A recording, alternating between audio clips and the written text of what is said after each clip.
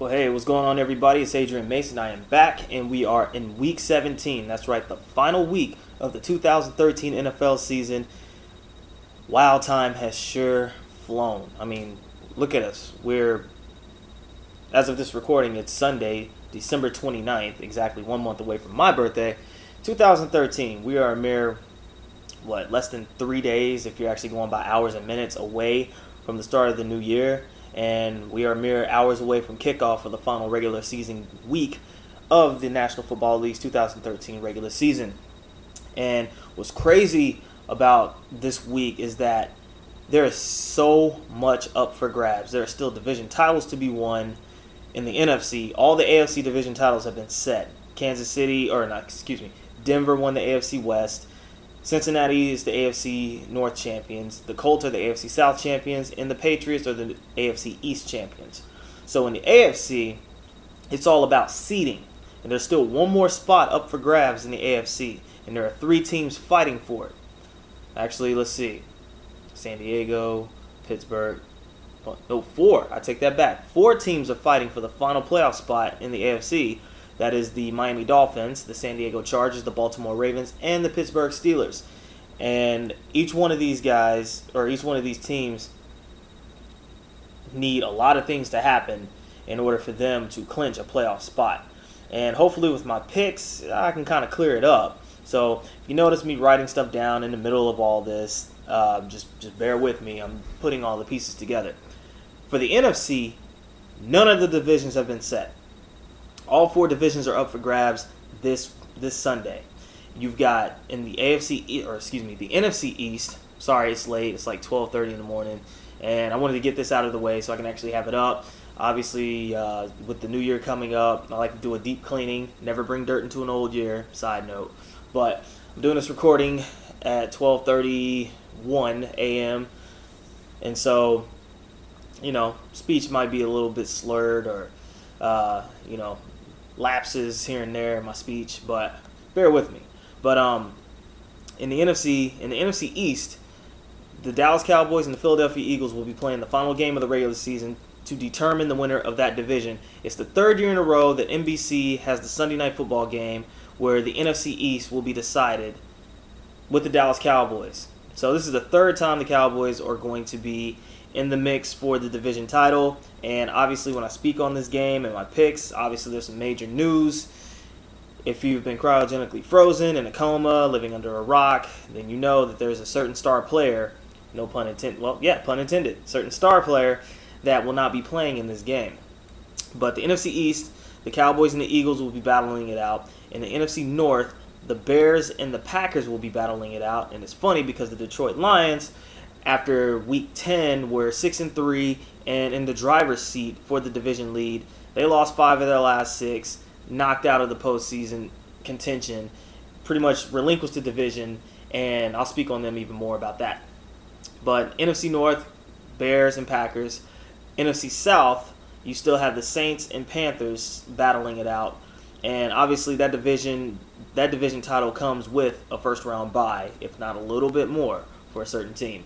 And then, of course, in the NFC West, by virtue of their loss last week at home, which is rare, to the Arizona Cardinals, the Seattle Seahawks and the San Francisco 49ers are battling it out for the division title.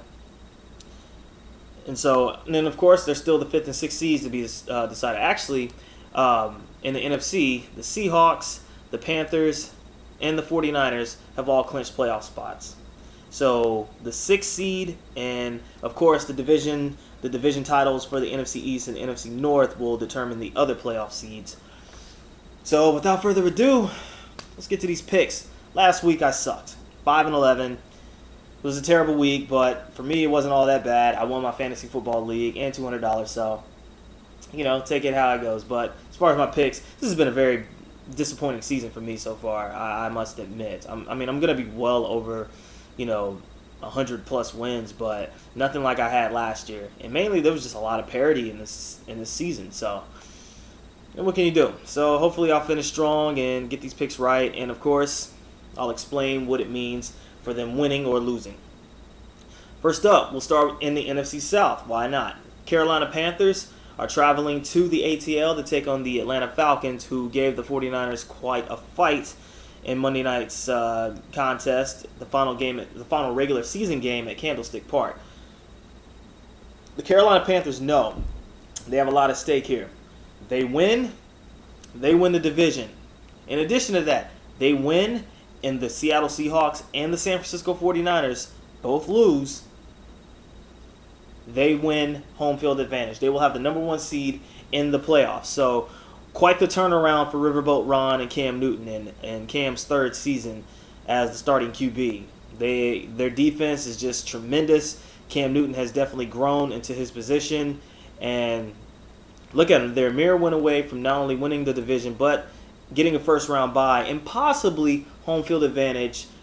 But they have to wait until the afternoon games to figure out, should they win, if they have an opportunity to clinch that number 1 seed. They're taking on a Falcons team who obviously is ready to get the season over with. Obviously the most disappointing of the teams in the NFC. Not in the NFL. I'll get to that team in a minute. But the Atlanta Falcons obviously were destroyed by injuries. Julio Jones was lost after week 4. Roddy White missed some playing time. Steven Jackson, their big free agent acquisition, missed some playing time. Lost some key players in the offensive line, lost some key defensive players. It's just been a battle of attrition for the Falcons. And even so, these last couple weeks, they have been fighting. And like I said, you watched the Monday night game against the 49ers, and they didn't lay down. And, of course, they would love nothing more than to throw a monkey wrench in the Carolina Panthers playoff seeding scenario. The Panthers have already clinched by virtue of their victory over the Saints last week. They're in. So they're just looking to win the division and some more. However, this game is in Atlanta, and I'm thinking upset here. I'm thinking the Falcons are going to basically, knowing that this is Tony Gonzalez's final regular season game. This is his final game in his career. A long, illustrious, very productive, very Hall of Fame worthy career. They will love nothing more than to send him off with a victory and to really just throw a huge monkey wrench in the playoff seeding for the Panthers. And I see that coming. Like I said, this is Tony Gonzalez's final home game. They're going to go all out for him, and I'm picking the Falcons in an upset. So, that's that. Now, we go to the AFC North. The Baltimore Ravens, who are fighting for their playoff lives, they lost a big opportunity to seize control of that 6th seed because the Miami Dolphins lost to the Buffalo Bills last week, which would have put the Ravens in the driver's seat for that number 6 seed by virtue of their tiebreaker victory over the Dolphins. But what did they do? Shit the bed. Let Tom Brady and company run all over them to the tune of 41-7 at Baltimore. Now, the Seahawks and the Saints, they get a lot of pub for their home stands and their home dominance. But the Ravens, you can't sleep on them either. But last week, it wasn't there. And so now they're in a 4-way tie for the number 6 seed. And they are battling for their playoff lives in the worst area that they could actually do this in, because they are traveling to Cincinnati to take on the Bengals, who are 7-0 at home. And they play a totally different style of ball. Like they say home cooking. You just play better. But the Bengals, I mean, they're damn near invincible. I mean, Andy Dalton's putting it together. Man, the 2011 quarterback class, if you look at what Cam and Dalton and Kaepernick have done this season, hey, that 2011 class is right there with the 2007 class as far as the depth of talent. But the Bengals are at home in this game. And, of course, the Bengals have already clinched the AFC North by virtue of the Ravens losing and them beating the Minnesota Vikings. So they've already clinched the division. However, they have a lot to play for this week too, because should they win and New England lose, they both will be tied at 11-5. And by virtue of tiebreaker victory, the Bengals would clinch the number 2 seed, which would give them a first round bye. So you know that they're gonna come with it in this game. And unfortunately for my Ravens fans and my peoples that love B More, the Super Bowl title defense will not happen. I am picking the Bengals to win this game and to put themselves in a position to not only to not only basically cement themselves as the dominant team in the AFC North, but to also put themselves in a position, should New England slip up, to clinch a home field or to clinch a first round bye. So I've got the Bengals in this. Next up, we have the AFC South, the worst division as far, damn the NFC East, because at least the NFC East storylines are compelling. The AFC South sucked this season, and all four teams, even though the Colts have won the division and they're going to the playoffs, the last few weeks, outside of what they did to Kansas City last week, this division has just been a junk squad. I mean, you had the Jaguars starting out at 0-8. The Titans have been inconsistent. And then, of course, there's the Texans, who I will get to in a moment. But this is an AFC South battle. And, of course, actually, you know what? Having said all that, the Indianapolis Colts, I don't know how much they have to truly play for here, but they've already won their division. I mean, they were the first team in the NFL to clinch a division. Excuse me, I've got eyelashes shedding, and it's ridiculous. I think I got one curled up. Sorry about that, folks. Vanity. All is vanity, Ecclesiastes. Sorry. It is Sunday, so a little biblical verse there. But the Indianapolis Colts, they have an opportunity to actually kind of move up a little bit. As a matter of fact, let's go to the handy-dandy playoff scenarios here real quick. And while I do that, I just want to tell you that this is sponsored by absolutely nobody, because who's going to give me an endorsement here? I mean, that would be so awesome if I could get that, but, hey, maybe next year when I actually move to a different site. By the way, do not use blog.com. Their site is very, very... It's very janky. Let's just put it that way. It is a janky ass setup, and it's just bleh. So, all right, here we go. For the Colts, as it says here, thanks to Pro Football Talk at .nbcsports.com, which has been my trusty source of information, along with CBS News and NFL.com, obviously. Assuming the favorite teams win on Sunday, the Colts would remain the number 4 seed, but the Colts could move all the way up to the number 2 seed, but they need to win, and they need both the Patriots and the Bengals to lose. I have the Colts winning here. Unfortunately, I have the Bengals winning here too. So they're going to stay at that 4 seed, but in this game, it's the Colts.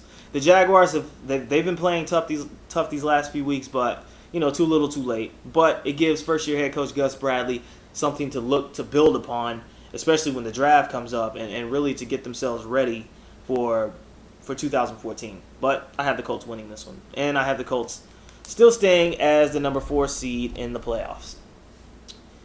Next up, we move to the AFC East. Now, we have a team, one of the teams that I mentioned, that is fighting for the number 6 spot in the AFC playoffs, the Miami Dolphins. They lost a big opportunity. They knew they blew an opportunity when they went to Buffalo and got shut out 19-0. Ryan Tannehill got hurt in this game too, so it's going to be interesting to see if he's going to play this Sunday. Chances are he will, but keep an eye on him. But the Dolphins knew that they blew a golden opportunity, because had they won, with Baltimore's loss to New England, they would be in the driver's seat for the number 6 seed. All they would have to do is win, and they were in. Now, they have to win and get some help. And let's go to that handy-dandy scenario graphic here. And so, we have the Miami Dolphins. If everybody wins, like basically if all the favorite teams win, I have the Dolphins winning. Matter of fact, if Miami wins, they're in. It's as simple as that. Basically, actually, I'll take that back. Miami would win, or Miami needs to win. They would also need Baltimore to beat Cincinnati. And let's see. Oh, sorry. Reading this wrong. Actually, Miami just has to win. Miami wins, they're in. I take that back. Baltimore would need to upset Cincinnati and would need either the Dolphins or the Chargers to lose on Sunday.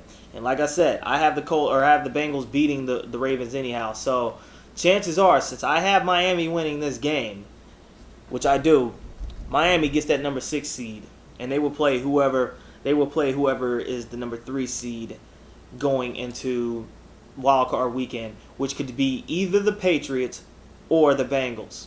So stay tuned to that. The Jets, This is the Jets versus the Dolphins. The Jets, they had a chance, but when Justin Tucker kicked that monster 61-yard field goal against the Lions that ended up being the game winner, that knocked the Jets out of playoff contention. They're 7-8, and this just goes to show you how bad the AFC has been this year, that they could walk in as an 8-8 team and get into the postseason. And sources say Rex Ryan will be back next year. I'm going to have to consult with my cousin, who is a diehard Jets fan, to see how he feels about that. Me personally, I think that they need to move away from Rex Ryan because this man, obviously this man knows his defense. This man can put together a defense like nobody's business. But it's the offense that's going absolutely nowhere. They actually lead the league in turnovers with 29. Then you have, Geno Smith, and you know how I feel about Geno Smith. And maybe he'll turn around, but in my opinion, I don't see it happening. But fact is, Rex Ryan knows nothing about offense. And the offensive coordinators that they keep bringing in know nothing. When they brought in Tony Sparano, I was just like, why? And, oh, gosh. And as a matter of fact, I'm just going to go here to my handy-dandy pro football reference here and just go here, look at the teams. We're going to pick the Jets here. We're going to look at who their offensive coordinator is. And their offensive coordinator is Marty Mornhinweg. Why? Mornhinweg. That name just screams, do not give him the keys to your offense. That's just as bad as Brian Schottenheimer, who the Jets had. Tony Sparano, who the Jets had. Seriously, they don't have an offensive coordinator worth a damn. And it all boils down to the head coach not knowing who to pick. He wants, basically, look at the Seahawks and the 49ers. Yes, they are a ground and pound team, but they mix it up and actually have flavor with the play action and the read option.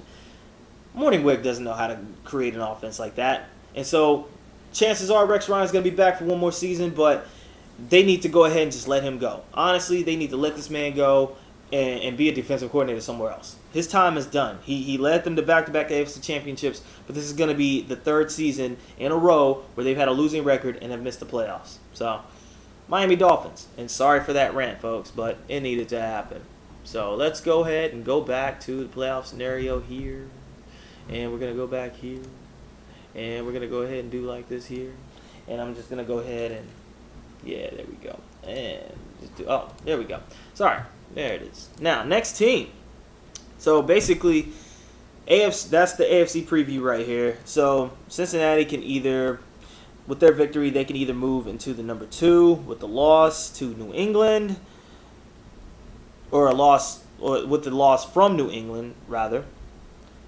Or they could be the number 3 seed if all teams that are favored to win, which the Patriots are favored to win against the Bills, the Cincinnati Bengals would be number 3. So, there. Next up, a game that means absolutely nothing, but a game that could also kick off what is known as Black Monday. Yes, Black Monday is right around the corner. We all know at the end of the regular season in the National Football League, there are going to be some coaches that are going to have to pump up their resumes and find work elsewhere. And we have 2 teams with 2 head coaches that are going to be doing that. The Detroit Lions, who I mentioned earlier, had a chance to win the NFC North at 6-3 after Week 10, were tops in the NFC North. The Packers suffered injuries. Aaron Rodgers got hurt, which he is the catalyst of that offense. The Chicago Bears took injuries with Jay Cutler and Peanut Tillman. The Bears have just been, they do this every year. They've been hurt they find ways to have their major players hurt for the season and weeks on end every year. But the Lions had a prime opportunity to seize the division with those 2 teams hurting, and they blew it. They blew it. 5 of their last 6 L's. And then in overtime, blew the game against the Giants, which made them 7-8, which kicked them out of playoff contention because the Packers are 7-1. Hey, that tie is coming in handy at this point. And the Chicago Bears are 8-6. Or actually, they're 8-7. Take that back. They're 8-7. They're 8-7, and the Green Bay Packers are 7-1. So, yeah, that knocks Detroit out because they can do no better than 8-8. And if the Bears win, they go to 9-7. Or if the Packers win, they go to 8-7-1. So, yeah, Jim Schwartz, you're done. After this game is over, you're done. It doesn't even matter if you win or lose this game. You're done. Next coach is going to be done is Leslie Frazier of the Minnesota Vikings. He's had more than one opportunity to make good. And obviously, with the 10-6 season, when Adrian Peterson put the team on his back and got him into the playoffs, you were thinking, okay, get Christian Ponder some offensive weapons. They drafted Cordarrelle Patterson. The kid has been balling. They bring in Greg Jennings, free agent from the Packers. And you're thinking, okay, they've got Peterson, they've got Jennings, they've got, Cordarrelle Patterson. And, they had 3 first-round picks this year. So you're thinking, okay, they're going to build on that and make a go at it. Wrong. Absolutely wrong. They're going to be in the high teens. Well, let's see, they're going to be a top 10 picker again. So, yeah, Leslie Frazier, he's done too. But he's going to go out with a bang in the final game at the Metrodome because they're going to be building in their new stadium. But it's not going to be complete for another 2 years. So, at least they'll go out with a victory here. And both coaches will be fired. Skol Vikings. Next up, another game where it really doesn't matter at this point, and 2 disappointing teams. One is another major disappointment as the Washington Redskins, and I think we know their storyline. The whole Shanahan-Snyder fiasco, the whole Shanahan RG3 inactive fiasco, where Shanahan is basically giving 0 fucks because he knows he's done. He's done. And I'll just, you know what? Mason rant time. Mike Shanahan is an overrated coach. He is an overrated head coach. He's been eating off the fact that he won 2 Super Bowls with Elway, Terrell Davis in their prime in 97 and 98. Ever since then, only 1 playoff win under his tenure. In his tenure, post Super Bowl wins. He has done absolutely nothing but alienate players on the teams he's coached. And a lot of it has been happening in Washington. The thing with Donovan McNabb, the thing with Albert Haynesworth, now this with RG3. Shanahan is a cancer. And the thing is about Shanahan, he's a very nepotistic, and I know that's not a word, but you know what I mean with nepotism here. Everywhere he goes, his son goes. Kyle Shanahan, why? Nobody else would pick him. Only his daddy is doing it. It's just like the old territories in wrestling where if dads want to bring their sons into the business, they'll push them harder than those that actually work better. So you have this whole dynamic with the Shanahans and Snyder and RG3. And then now you have the New York Giants who are looking to finish off their disappointing season, but they're looking to at least finish strong. They started out 0-6. They're what? 6-9? Yeah, I think they're 6-9. So, 7-9 still sucks, but it's better than where they started. And I think they will go to 7-9. I am picking the Giants in this because I think the Redskins have just packed it in, and I don't see them playing hard for Shanahan much longer. And on top of that, this loss is going to cement the fact that first-round pick that the Redskins were supposed to have, that's going to be a number 2 pick. Yeah, because, okay, let's just go ahead and let the cat out of the bag right now. I'm picking the Texans to lose, so that'll be the number 1 pick. That number 2 pick that the Redskins are supposed to have in 2014, Les Snead of the Rams, doing his Birdman hand rub, is sitting on it because they basically gave up the farm. They put a second mortgage on that damn stadium to pick up RG3. Gave up 2 first-round. Actually, they gave up a first-round pick. They traded their first-round pick in 2012. They gave up their first-round pick this year, and they gave up their first-round pick next year. And they couldn't have given up that 2014 first-round pick at the worst time because they're giving up a top 3 pick to the Rams. So the Rams are going to be sitting on 2 first-round picks. So, yeah, ladies and gentlemen, I don't know who's the shittiest owner in the league. I don't know if it's Jerry Jones or Dan Snyder, but they both come from the NFC East. Giants win. Moving forward. Cleveland at Pittsburgh. Now, here's a game that does have playoff implications, at least for the Steelers' sake. Ben Roethlisberger, there was a pause there because I had to collect my data. Ben Roethlisberger is 16-1 versus the Cleveland Browns. 16-1. Think about that. And they're in Pittsburgh. Ben Roethlisberger doesn't lose to the Browns, and if he does, it's rare. There's that one blemish. But after that, no. I have the Steelers winning this game. And the Steelers need a lot of help.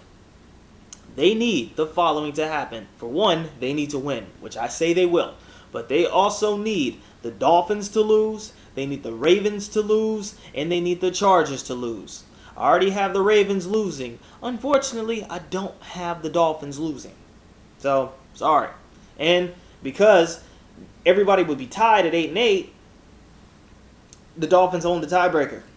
So, while I do have the Steelers winning, I don't have them making the postseason. Which, you know what? Hey, for their start this season, not too bad. I mean, they can't hang their heads too low. Because from where they started and to where they got to, at least to be in playoff contention, hey, job well done, even though it wasn't the job they wanted. Steelers win, but they're not going to make the playoffs.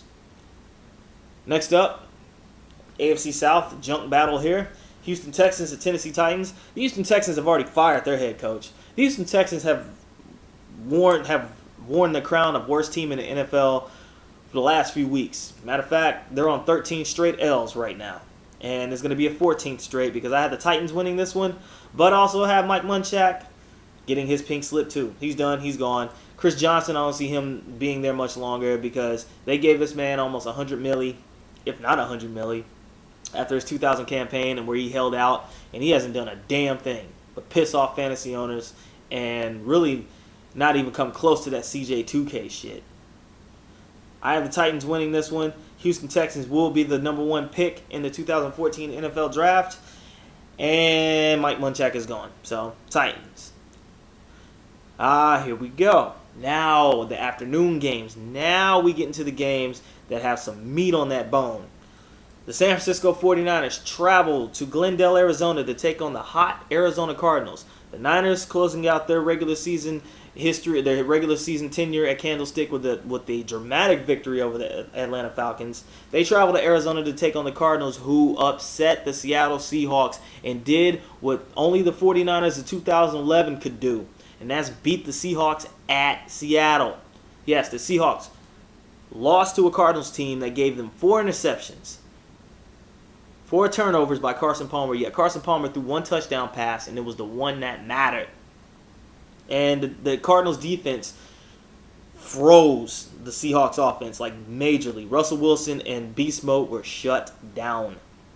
Now these Cardinals, who could be an 11-win team to miss the postseason, which would be a damn shame because this team has put the pieces together. I said it at the beginning of the season that when they brought in Carson Palmer, regardless of the interception, whatever, he is a competent quarterback compared to what they had with Kevin Cobb and John Skelton and who else? Max Hall and Derek Anderson. I mean, everybody post Kurt Warner has been shitty. Carson Palmer has been donating interceptions left and right, but the thing is that he is a much more stable QB than what they've had, and it's shown. And that defense is one of the most underrated and should be given a lot more credit defenses in the National Football League. The NFC West is stacked defensively. You look at the Seahawks, you look at the Niners, you look at the Rams, and you look at the Cardinals. They have talent all over that damn defense, all 4 teams. So this is going to be a fight because the Arizona Cardinals know with a win and a Saints loss, they're in. They need to win. Now, for the 49ers have an opportunity because they already clinched the playoff spot last Monday by virtue of their victory over the Falcons. They're in. But they can go from a number 5 seed to a number 2 seed to a number 1 seed, maybe a number 6 seed as well. They have a lot of options here. This is going to be a slugfest. This is going to be a battle from start to finish. Now, this is going to be a lot different from their first matchup. For one, it's in Arizona, not San Francisco.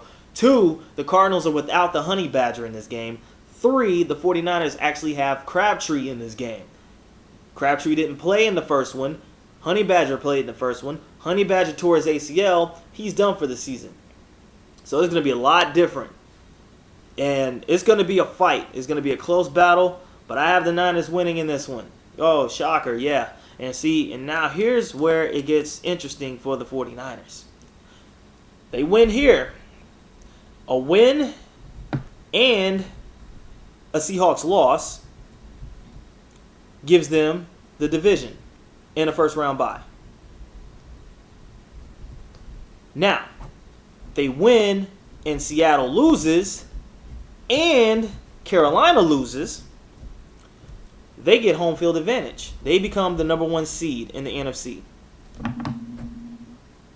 But if they win and the Saints win, well, let's see. If they win, they're the number 5 seed. Win, they're number 5. They stay locked in that number 5 spot. If they lose and Arizona wins, if they lose, that means Arizona did win. If they lose and New Orleans wins, Arizona's in. But I have the Niners winning. So, sorry, Cardinals fans. Great season, though. Just, you guys were the victims of being in the most competitive division in the National Football League. And one of 3 teams in that division to win 10 or more games. So, how funny is it a couple seasons ago, the NFC West was the laughing stock. Now look at them.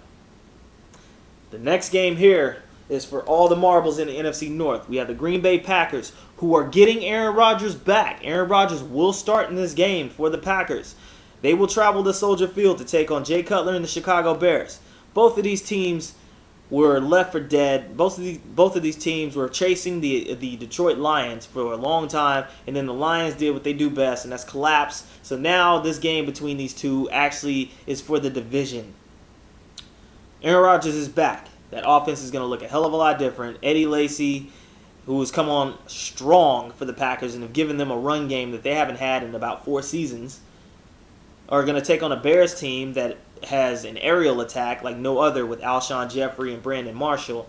And whether Josh McCown or Jay Cutler starting, it doesn't matter. They chuck it, those receivers get it. Martellus Bennett is having a big season as well. My pick for this, even though Aaron Rodgers is back, he's been out for 4 or 5 weeks. I like the Bears in this one at Chicago. I think even though the Bears have the worst run defense, or one of the worst run defenses in the league, it will be an aerial shootout. And I think that the Bears feel that they have an opportunity to seize the division straight up, regardless if Aaron Rodgers is back or not. And I have the Bears winning the game and winning the NFC North. Whether they're the 3 seed or the 4 seed is yet to be determined, because the NFC I can actually figure that out. If the Bears win and the Eagles win, the Eagles are the number 3 seed, the Bears go to number 4. However, if the Bears win and the Cowboys win, the Bears are the number 3 seed. And the number 3 seed will play the number 6 seed in the NFC 4 or 5. You know how that goes. But I have the Bears winning this one. I at least have the Bears winning this one. And I'll get to what I predict in the next couple games. Next up, AFC East battle. We have Tom Brady, who was damn near invincible against the Buffalo Bills. I have New England winning this game. Like I said, the Bills just can't put hands on the Patriots with Tom Brady at the helm. And for New England, this is beneficial because they need to win this game, because a win here, they clinch the number 2 seed. They're number 2 with the win. However, with a win and a Broncos loss, they clinch home field advantage. A loss and a Bengals win would put the Bengals in the number 2 spot. So, they know they have a lot riding on this. They win, they're at no worse the number 2 the number 2 seed. They win and the Broncos lose, home field goes through Foxborough. I'll get to that in a moment. Next up, the Tampa Bay Buccaneers at the New Orleans Saints. The Tampa Bay Buccaneers coming off a disappointing loss to the Rams. Saints got beat up in Carolina, and they're fighting for their playoff lives, because that number 6 seed has yet to be determined. Because New Orleans wins this game, they're in. Win and they're in. Win and they're in. It's that simple. However, they lose this game to Tampa Bay, and Arizona beats the 49ers, the Cardinals take that number 6 spot. Unfortunately, New Orleans is at home. For the Cardinals, New Orleans is at home. And yeah, it's rare that New Orleans take L's in the Dome. I have the Saints winning, and I have the Saints clinching that number 6 spot. And by virtue of that, the Niners could do no worse than number 5, because the New Orleans Saints would be 11-5 and the 49ers would be 12-4. So I have the Saints winning the number 6 seed. Now, AFC West, I just talked about the New England Patriots and what would need to happen for them to clinch home field advantage should they win. Unfortunately for them, the Broncos are playing the Raiders. And, of course, the Denver Broncos are looking to make history in the record books offensively. Peyton Manning already reclaimed his former record of most touchdown passes in a season. They're traveling to Oakland to take on a Raiders team that's pretty much a mess. I don't know if they should fire Dennis Allen yet because they're still trying to get out from under Al Davis' shadow, cap casualties, etc. But I have the Broncos winning here, and because the Broncos win here, the Broncos clinch home field advantage. So I have them as the number 1 seed. They will win, and they will clinch home field advantage throughout the playoffs. Now, next game, another AFC West matchup, and another game that has playoff implications. The Kansas City Chiefs. The Chiefs are locked in as the number 5 seed. They can do no more, no less. They are number 5, period. They travel to San Diego to take on a Chargers team that is fighting for their playoff lives as well. And the thing is that I'm hearing reports that the Chiefs might start resting starters. Since they already know that they're firmly locked as the number 5 seed, why not give your starters a rest? And that'll benefit the San Diego Chargers because they win with a win here. And actually, let me look up the Chargers here because the Chargers would need... They would need to win, and they would need Baltimore and Miami to both lose. I have the Chargers winning, but I also have Baltimore losing. Unfortunately, I have the Dolphins winning. So, Chargers win, but they'll miss the playoffs. Next match, we have an NFC West battle. This is going to be a dandy.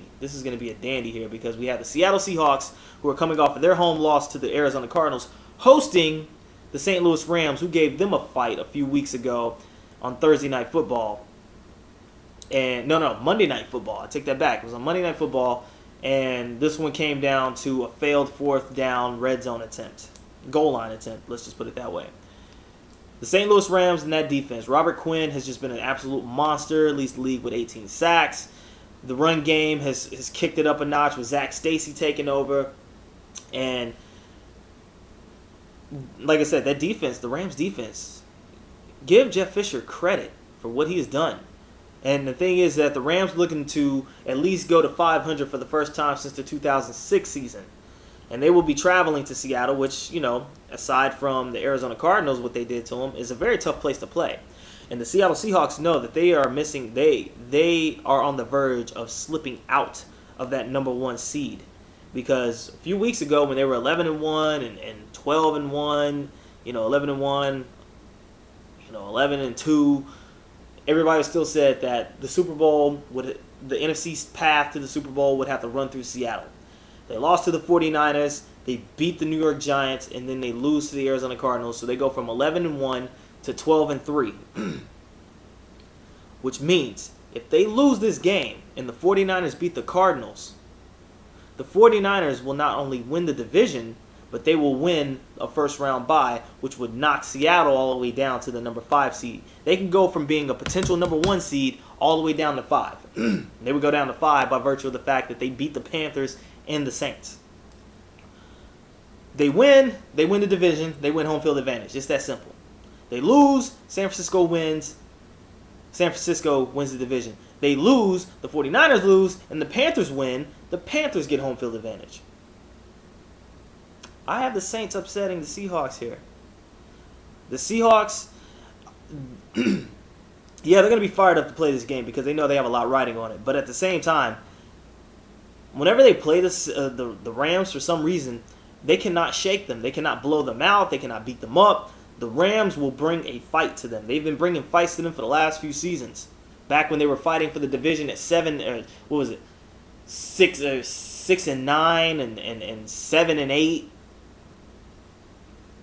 They've been battling each other hardcore. But I think the Rams will love nothing more than to spoil the Seahawks' potential bid to be the number 1 seed. And so with that, I have them going down to the number 5 seed. Yeah, outlandish, bold, yeah. But the Rams are playing a hell of a lot tougher than a lot of people give them credit for. And I'm picking the biggest upset of the year. Finally, the main event of Week 17. NBC has flexed it, and for the 3rd damn year in a fucking row, the NFC East will take the spotlight for once again the Dallas Cowboys.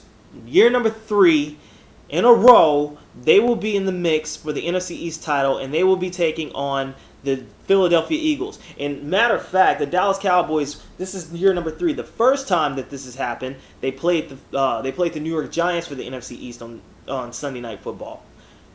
Last year, they played the Redskins. Now they're playing the Eagles. They have gone through the NFC East gamut with this Week 17 NFC East deciding game for Sunday Night Football. It's ridiculous. The big news coming out of this is the fact that Tony Romo suffered a herniated disc in his back against the Redskins, and he had surgery done. He is done for the year. Kyle Orton will be stepping up and taking Romo's place as the man that they hope to get Dallas into the postseason. Because the thing is that much like the Green Bay-Chicago game, whoever loses this is done for the year. It's win and you're in. It's that simple.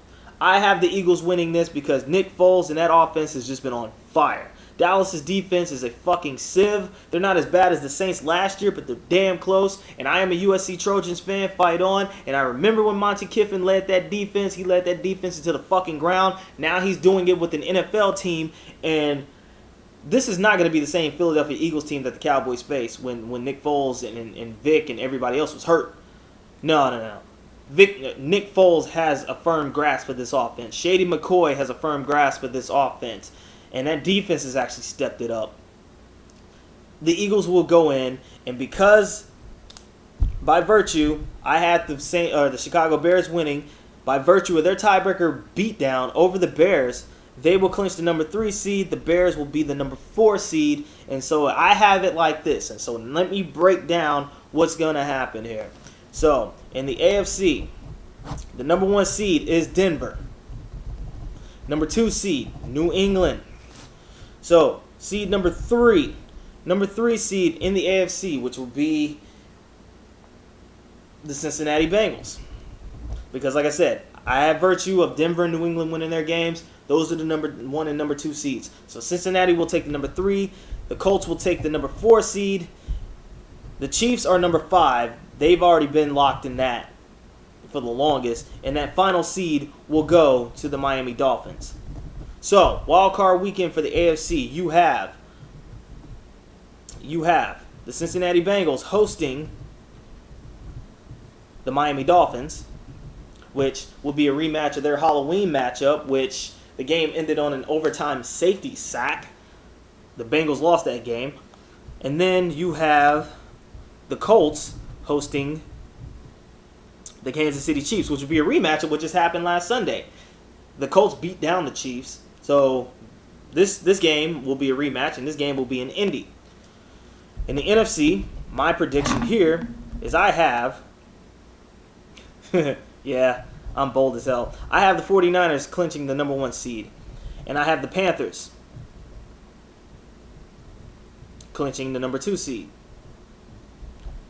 So, they will have the byes. Number 3 seed will be the Philadelphia Eagles, and the number 4 seed will be the Chicago Bears. So now, that number 5 seed will be the Seattle Seahawks, and the number 6 seed will be, the New Orleans Saints. So, Philadelphia will host the Saints, and the Chicago Bears will host the Seattle Seahawks. Those are my playoff predictions right there, folks. That is my Week 17. That is my prediction of what's going to happen and how it's going to go down tomorrow afternoon, tomorrow night.